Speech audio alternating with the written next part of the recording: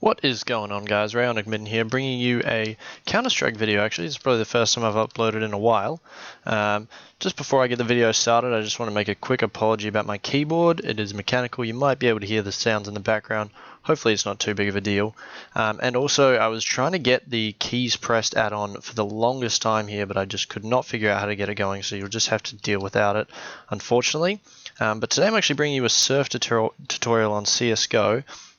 And I'm actually going to break this one into 3 segments. So the first one, which is obviously the one you're watching now, will be the basics. So just more about the movement and actually starting to surf. The second one will be getting a bit into picking a server, so the difference between 64, 102, 120 tick, that sort of thing. And then the third one will just be binds versus mouse. So I'm not sure if you know what turn binds is, but if you watch that video you'll definitely find out. So to get started off here, I'll just sort of get into the physics of surfing a bit first. So when you're surfing, most of you probably already know this, but for those who don't, the simple idea behind it is that you're gliding on ramps, or at least hugging the ramps, using the air acceleration off of them, using your A and D keys. So in surfing, one thing to take into account is that you really don't want to use the W key at all. People on servers will joke around a lot and say unbind W. But the main gist of it is that W doesn't help you at all. In fact, it actually slows you down. So A and D are the 2 keys that you're going to want to be using the most, and then obviously your mouse to move yourself around and direct yourself. So as you can see here, I'm B-hopping around. One thing that I really like to teach people first off with surfing is to actually get a handle on the physics of Counter-Strike, because it has some similarities to real-world physics, but a lot of differences. So for instance, in real world, if I was to jump, and I was going forwards, I would go forwards. If I wanted to go sideways, and if I turned sideways, all I would do is I would jump and I would look sideways like that. In Counter-Strike, if you hold the A and D keys, you can actually move yourself to the right. So if I was to hold D, I would go right, and if I'm to hold A, I would go left. So you can actually physically move yourself in the air. Here, I'll give you a good representation of that now.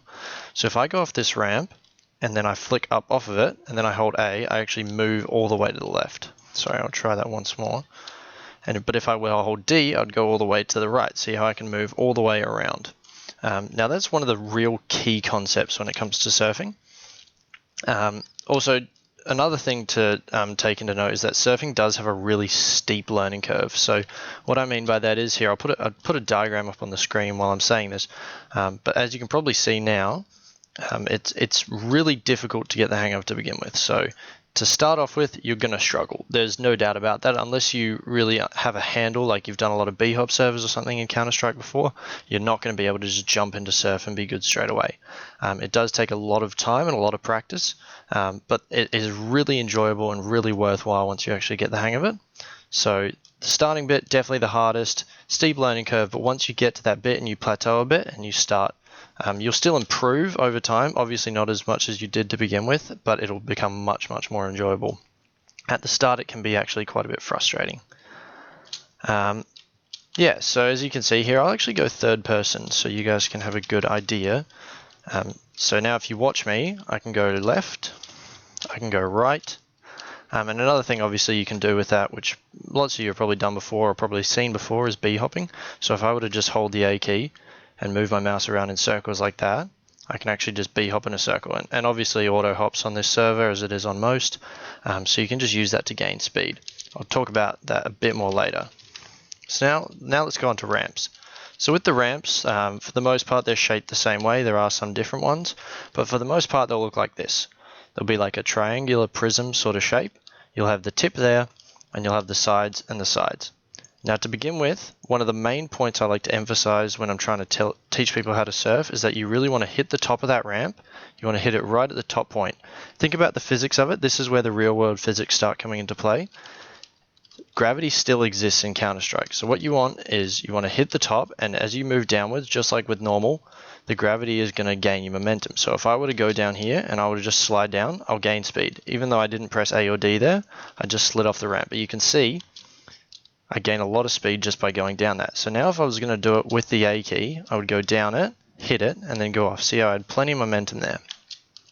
For instance though, if I were to hit it about halfway down, I would have nowhere near the momentum. If I just went straight like that, I don't have anywhere near the momentum. I still have enough to make it through the first jump, just because it's pretty simple.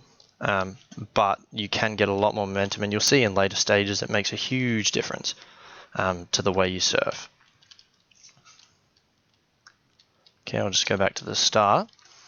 So yeah, so that's sort of the basic basis of the ramp structure. So when you're surfing, if you don't know already, you hold A if you're on the right hand side of the ramp, and D if you're on the left hand side of the ramp. So if I'm here, I want to go like this, and just pop up like that. Now it's a bit harder because you can't see my keys, but essentially you want to try and get your cursor, this is the way I like to think about it, you want to sort of make your cursor, or sorry, your crosshair, work in a line to where you want to go. So if I'm going down this ramp, I want to go down and then up. So it's not, you're not exactly drawing a line where you want to go with the crosshair as such, but you're moving it as where you want to go. I see a lot of people who are starting to surf and they look down heaps, so they'll look like down here and then they'll try and pop up, and that's really hard because you can't see where you're going. I can obviously do it because I've surfed quite a bit, so I know sort of a bit more about it. But another thing I see a lot of people doing when they're starting is they'll go and they'll hit the ramp and they won't actually work their way down or up it. So instead of going down it and then moving upwards, they'll just hit the ramp and they'll just sort of slide across like that. Now, I mean, for stuff like this, it's okay, but as soon as you advance to anything further on, you're just not going to be able to make the jumps and you won't be able to make the map. So even here, like if I were to do that, I'm really going to struggle to make that last jump. Now, if I was to go down the ramp properly, hit the next one, see how I maintain my speed a lot better, and it makes it significantly easier. And just one more thing that I want to talk about that I see people do all the time, which is really frustrating, is they flick. So flicking is a really situational sort of thing. When you flick, it's to get extra height and extra distance. It can be useful for that, but a lot of the time I'll see newer surfers, and what they'll do is they'll flick off pretty much every ramp. And the thing about that is flicking actually does lose you speed. Think about it this way. If I go from the lowest point on this ramp straight onto this next one, I'm maintaining a lot of my speed going onto there. But if I was to flick off this, I'm going to lose a lot of that distance gain and a lot of that speed just on the height it would take me to go to the next one. So I'm going to lose heaps and heaps of speed. So what you want to do is, if you really need to flick, flick. Like if it's going to get you to the end of the next stage, or you're not quite going to finish the stage unless you flick, then definitely flick. But if you don't have to, like if you can just transition between the ramp, it's going to help you maintain a lot more speed that way. Next thing I want to talk about is corners. Okay guys, so now we're on Surf the Glowing Rat. Sorry, there was no corners on Surf Ace, the map I was on before, so I've had to switch to this one. But let's get into the basics of corners. So on a ramp like this, usually I would hold A, which is fair enough. But if I keep going through this map, when we get to the corner, you'll notice that instead of holding A, I'm actually going to be holding D. If it was that way, if I'm on the other side, it would be D reverse to A. That's because instead of actually going with the ramp, if you press the normal key, you'll just roll right off the top. So instead, you almost want to suck your back onto the ramp. So for here, for instance, I can actually hold D for the majority of the way around, and I'll suck myself to the ramp. I'll still stay on it. If I was to hold the other key that entire time, I'd fly right off the top, obviously screwing me up. So that's pretty much how corners work. I mean, there's not really a lot more to explain. You just press the opposite key, and it's not all the time, especially with sharp corners it is, but with slow like corners like that one before, it's sort of situational for what key you want to press. You'll get the hang of it. It's really hard to explain sort of where and when you should be doing it, but it does change from time to time, so you just sort of have to get a feel for it. Alright guys, so that was pretty much the basics of surfing. In that video we went through basic air strafing, getting onto the ramps to begin with, and also a bit about corners. In the next video, which should be released very soon, I'll be talking about advanced air strafing and also picking a server, so the difference between 102 64 tick, what sort of difference it makes, and what server you should really pick for your skill level. I will be including 2 quick runs of the maps that I've played just so you can sort of get an idea of what I mean in a bit more action. They will be at the end of the video. You can watch them if you'd like, but if not, you can just go to the next tutorial. Please don't forget to give the video a like and subscribe if you like the content. I will hopefully be uploading, well, the plan is to be uploading regularly again now, so yeah, thanks guys and see you later.